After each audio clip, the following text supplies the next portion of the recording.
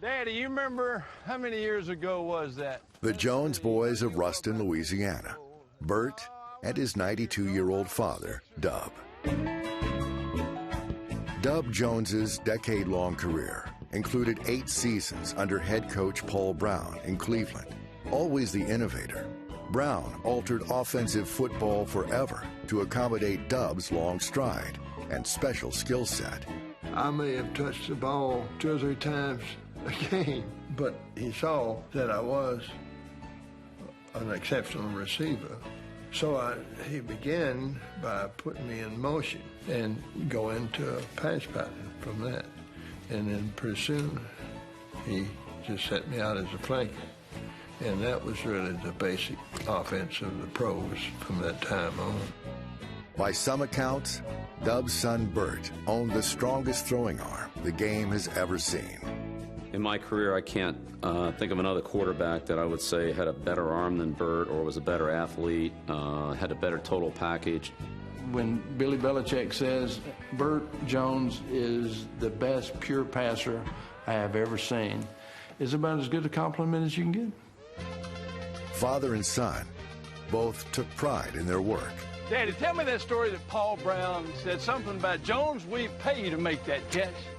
Well, that was against the Rams, and I missed the ball. It was right in front of the bench. Paul walked over to me and said, could you have had that ball? I said, yes, I should have caught it. Well, I went back out, caught a touchdown pass, and I made a special effort to go right by him on the sideline.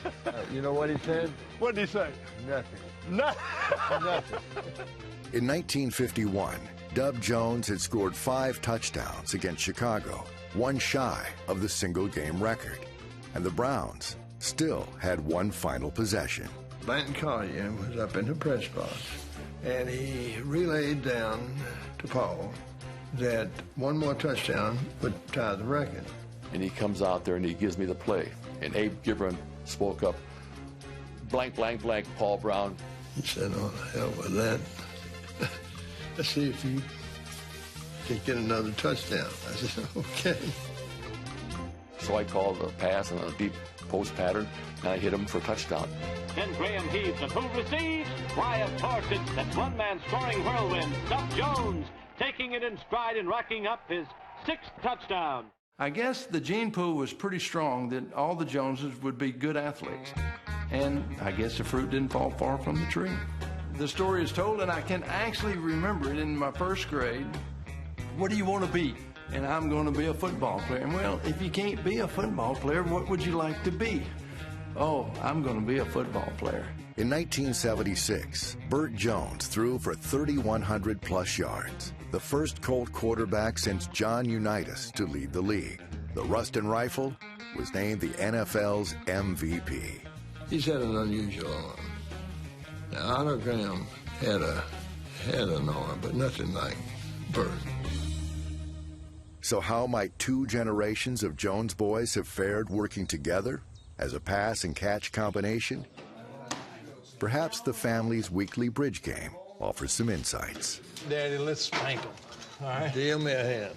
Oh, smart aleck. My wife started that, and what a great thing, because it brings us together 1 day a week anyway. 1 spade. Oh, I pass. 2 no trump.